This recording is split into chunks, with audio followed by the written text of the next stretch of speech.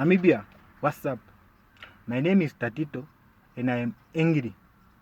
I am angry about a number of things, but there is one thing that made me more angrier, which I want to address, and I also want to undress everyone that is involved. I am unhappy about this ongoing unemployment situation and people who pretend to care about how we feel during this terrible situation. People come to me and ask, "Hey, Tatito, have you found a job yet?" Now this question excites me. Because when somebody is asking if I have found a job, in my mind I think they have a job for me. Only to be disappointed when I say no, they say, don't worry my friend, keep on applying. While doing that, you can do something simple or you can get a simple job. My friend, a simple job from where? Why don't you tell me where to find that simple job so that I go there straight and grab it? Or they can tell you, don't worry my friend, keep on applying, never give up, the right time for you to get a job will come. Really, when is the right time for someone to get a job? I've been asking this question, but people are just beating around the bush. You know the right time, Moss. You know, Moss. No, my friend, I don't know, Moss. Because to me, the right time for someone to get a job is when one is done with their studies. Once you get your certificate, your diploma, your degree, that is the right time for someone to get a job. But what is happening now is what we call organized poverty. Because you apply for a job, you put in your diploma, your driver's license, everything they asked in that vacancy advert.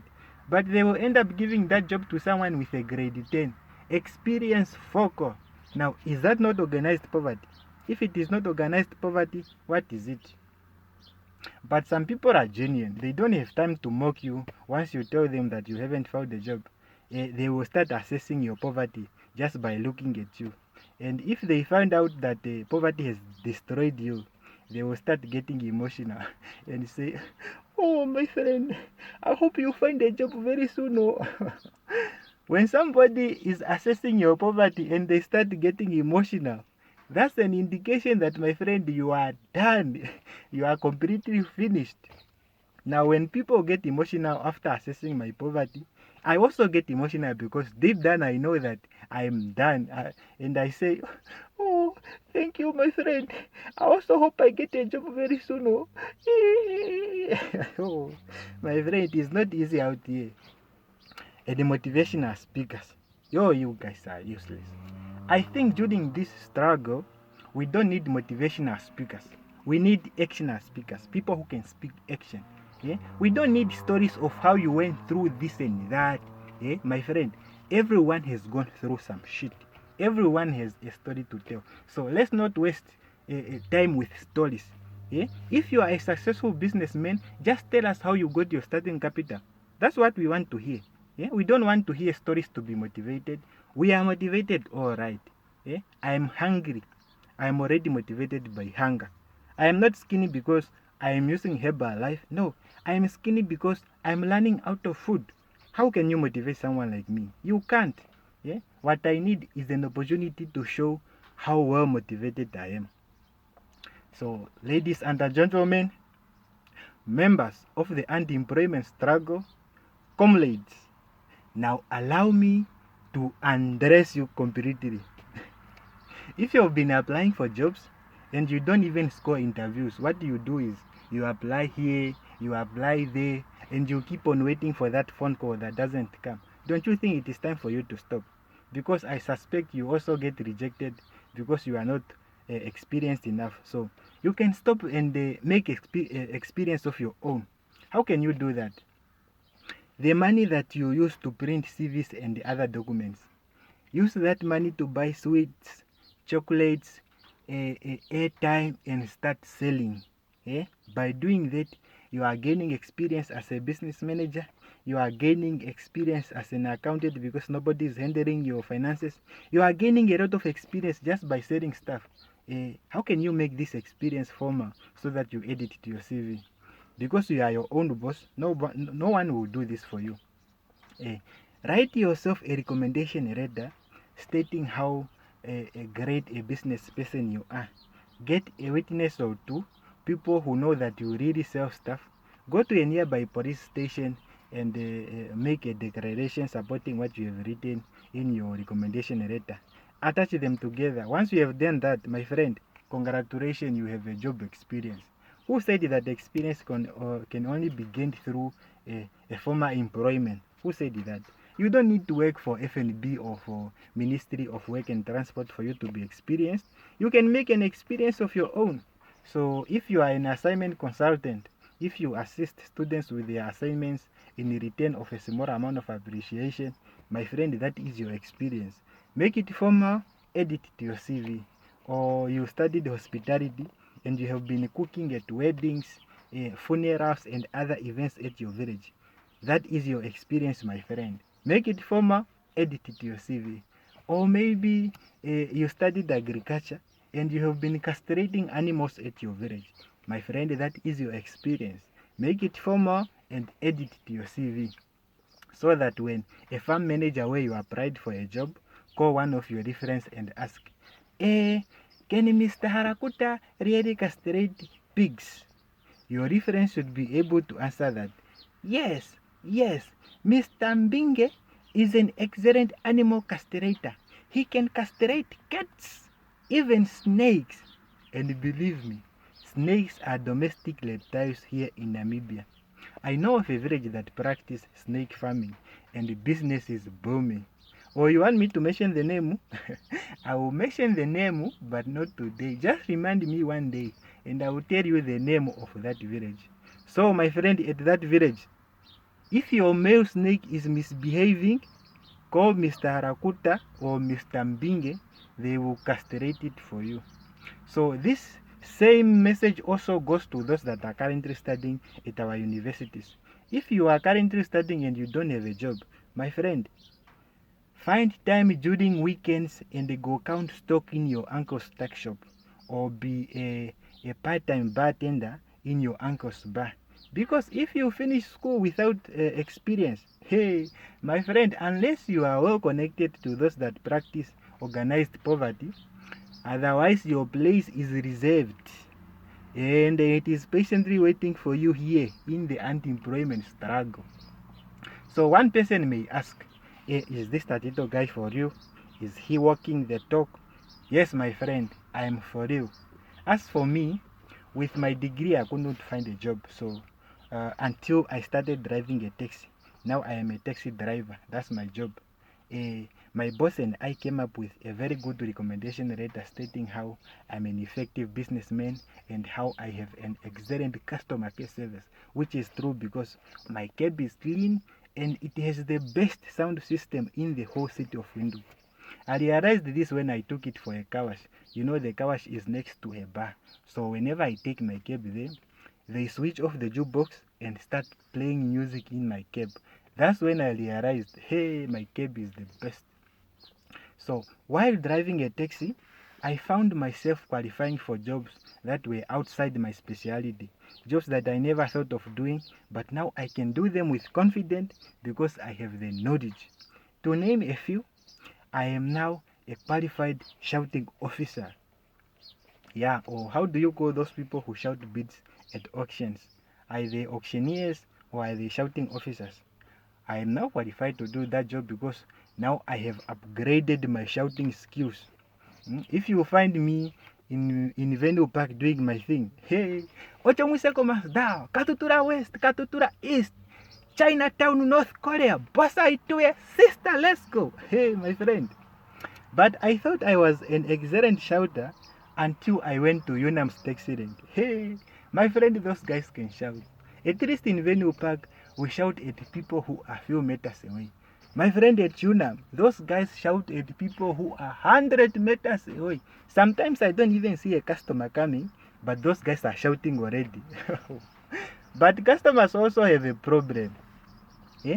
You see taxi drivers shouting at you, but you are not responding. Why? Eh? Do you enjoy being shouted at or what? You are just there walking like a wounded donkey. Next time when you see taxi drivers shouting at you, respond, man. Respond. It helps a lot because once we learn that you are not going our way or something, at least we will save energy to shout at other people. We have other people to shout at, man.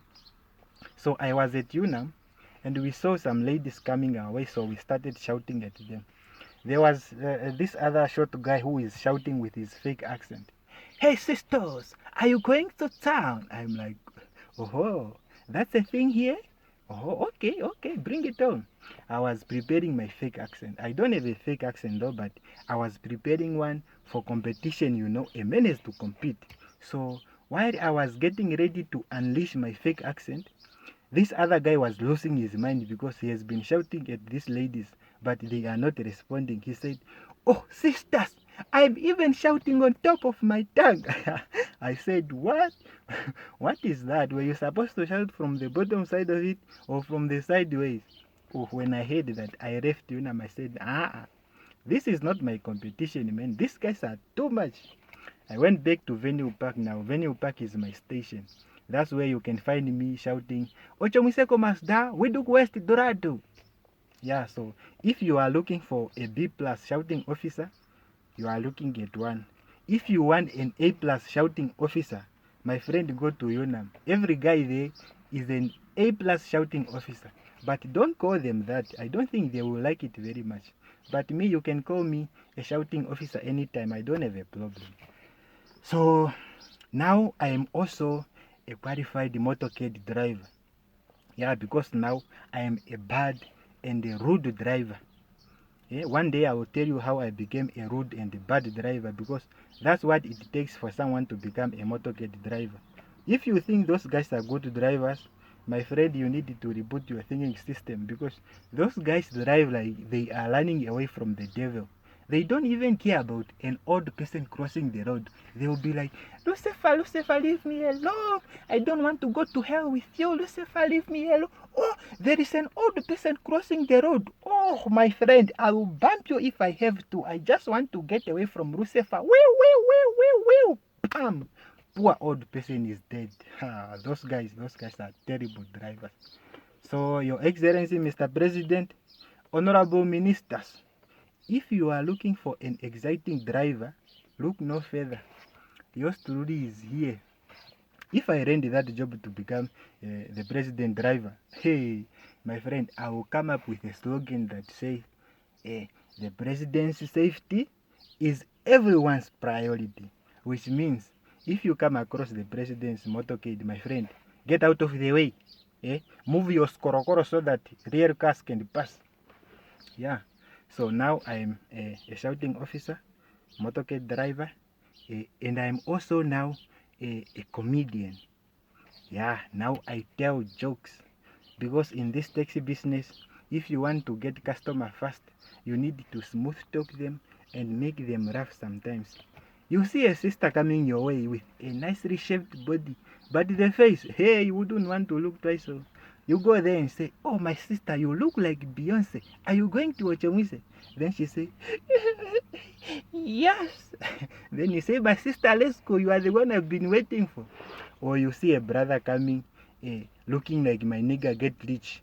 You go there and say, my brother, for a moment I was wondering, what is Chris Brown doing here? You look just like him, man. Are you going to go, master? Then you say, oh, yeah. Then you say, my brother, let's go.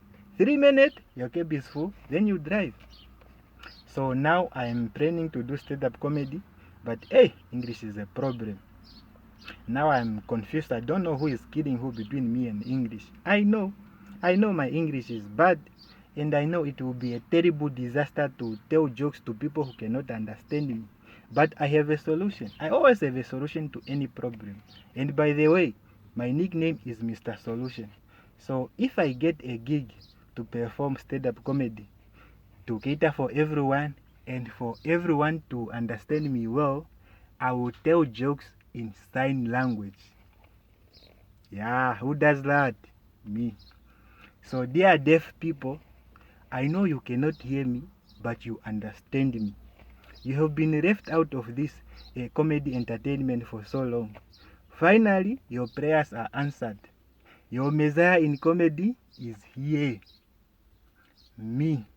So, if there's anyone out there who is organizing a comedy show and you want the audience to have the best moment of their lives, call me. I will never disappoint. So, ladies and gentlemen, members of the unemployment struggle, comrades, I want to thank you for being good listeners. I hope you put in action what I've said here today. Let's go out there and make experience of our own, edit to our CVs, and let's start applying for jobs. And if those companies or those government institutions fail to shortlist you for interviews after you have added that experience that you have worked so hard to come up with, go there at their offices and fight them. Beat them up because they are not serious with life.